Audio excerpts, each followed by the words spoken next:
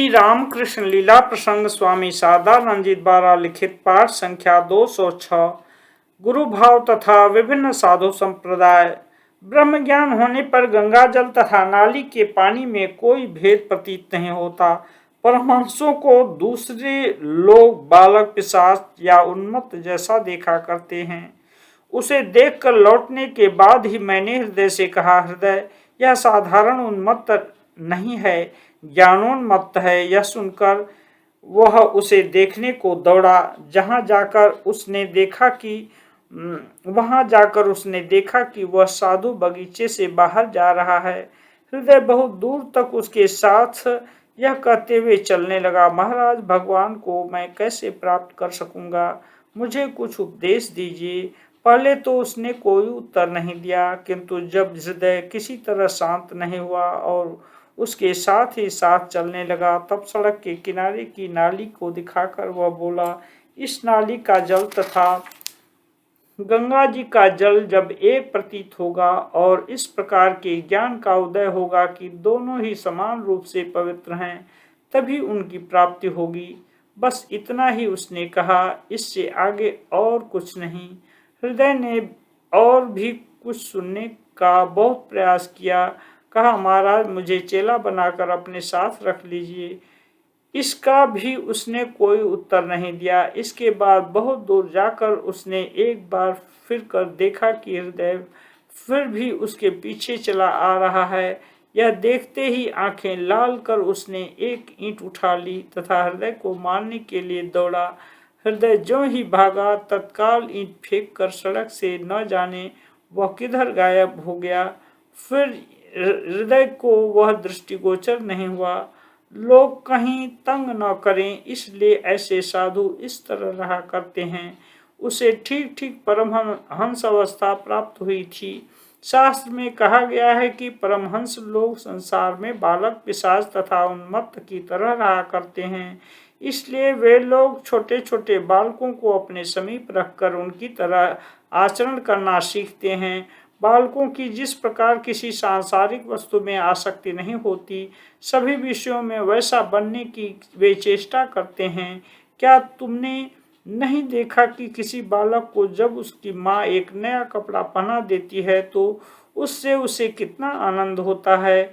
यदि उससे कहो, यह कपड़ा मुझे दोगे, तो वह तत्काल कह उठता है, नहीं, मैं नहीं दूंगा, माँ ने मुझे दिया है।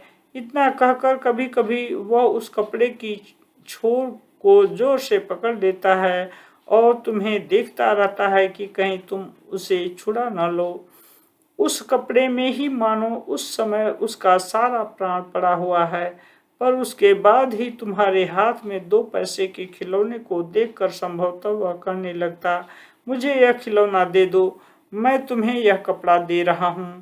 पुनः कुछ देर पश्चात उस खिलौने को छोड़ संभवतः कोई फूल लेने दौड़ पड़ेगा।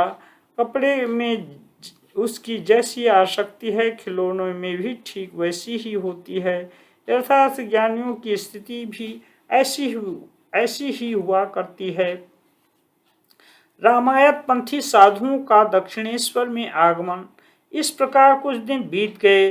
फिर उन लोगों का यानी सन्यासी परमहंसों का आना जाना कम हो गया। उनके स्थान पर रामायण पंथी साधुओं का आगमन होने लगा। अच्छे अच्छे त्यागी वैरागी भक्त साधु दल बांधकर आने लगे। आहा, उन लोगों की कैसी भक्ति थी, कितना विश्वास था, भगवत सेवा में कितनी निष्ठा। उनमें से एक साधु के निकट ही तो रामलला मेरे उनमें से एक साधु के निकट से ही तो रामलला मेरे समीप रह गए। वह बहुत लंबा चौड़ा वृत्तांत है। राम लला के संबंध में श्री रामकृष्ण देव की बातें। वह बाबा जी उस मूर्ति की सदा सेवा किया करते थे। जहाँ कहीं भी जाता उसे अपने साथ ले जाता था। जो कुछ भिक्षा उसे मिलती उसे ही बनाकर वह रामलला का भोग लगाता। और केवल इतना ही नहीं, रामलला सचमुच भोजन कर रहा है या कोई वस्तु खाने के लिए मांग रहा है, टहलने जाना चाहता है, प्रेम पूर्वक हट कर रहा है, इत्यादि उसे प्रत्यक्ष दिखाई देता था। और उस मूर्ति को लेकर वह सदा आनंद विह्वल तथा मस्त रहता था।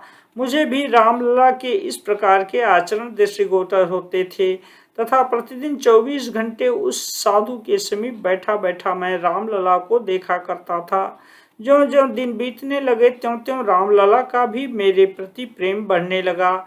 मैं जब तक बाबा जी के पास रहता तब तक रामलला वहाँ प्रसन्न रहा करता, खेलता रहता, पर जो ही मैं वहाँ से अपने कमरे में चला जाता उस समय वह भी मेरे साथ ही साथ चल दिया करता। मेरे मना करने पर भी साधु के समीप वह नहीं ठहरता था। पहले पहल मुझे ऐसा प्रतीत होता था कि मैं अपने मन की धुन में ही ऐसा देखा करता हूँ, अन्यथा साधु के उस चिर पूजित विग्रह का, जिसको वह इतना लाड़ प्यार करता है, भक्ति पूर्वक अत्यंत सावधानी से जिसकी सेवा करता है, उस साधु की अपेक्षा मुझसे अधिक प्यार होना क्या कभी संभव हो सकता है।